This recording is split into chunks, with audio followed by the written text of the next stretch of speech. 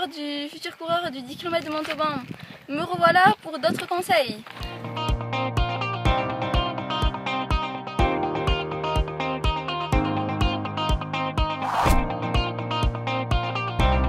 Donc maintenant vous vous entraînez en équipe, vous faites du fractionné pour gagner en vitesse, c'est parfait.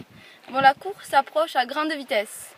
Donc maintenant ce n'est plus le moment de faire de grosses séances d'entraînement. Vous pouvez diminuer votre volume d'entraînement pour garder du jus comme on appelle et avoir plein d'énergie le jour du 10 km. Par contre, si vous avez plus de temps, vous pouvez favoriser des séances d'étirement. Donc étirement ça peut être avant l'entraînement ou aussi après l'entraînement. Avant l'entraînement, on va favoriser l'étirement actif. Donc un exemple d'étirement actif pour les quadriceps. Donc, vous tenez cette position 5 secondes en essayant d'aligner de coller les deux genoux et de mettre le bassin en mode rétroversion. Ensuite, vous faites dans l'autre sens en collant le plus possible le genou contre votre poitrine. Puis ensuite, 5 montées de genoux. Et vous changez de jambe. Le principe de l'étirement actif est de faire un étirement de courte durée du muscle, puis ensuite de faire travailler le muscle. Donc c'est des étirements qu'on privilégie avant l'entraînement. Pour l'étirement actif des adducteurs, vous tenez cette position, ensuite quelques pas chassés,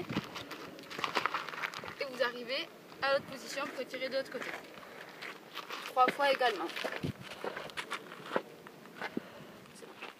Étirement actif pour les mollets. Vous tenez cette position, 5 secondes tout de même, et ensuite 5 fois monter sur les demi-pointes et redescendre pour faire travailler le muscle. Et pareil de l'autre côté. Donc pour tous les étirements actifs que je vous montre, vous pouvez faire 3 à 5 répétitions de chaque jambe. Ça ne vous prendra pas plus de 5 minutes en tout avant votre début d'entraînement. Vous permettra de bien vous étirer. Donc maintenant, après votre entraînement, vous pouvez faire de l'étirement passif. Donc c'est bien d'abord, n'oubliez pas de vous hydrater.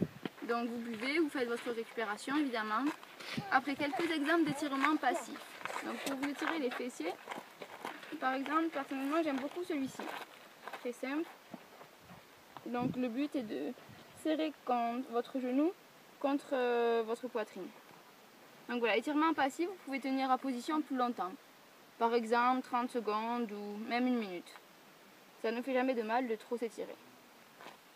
Ensuite, on change de côté.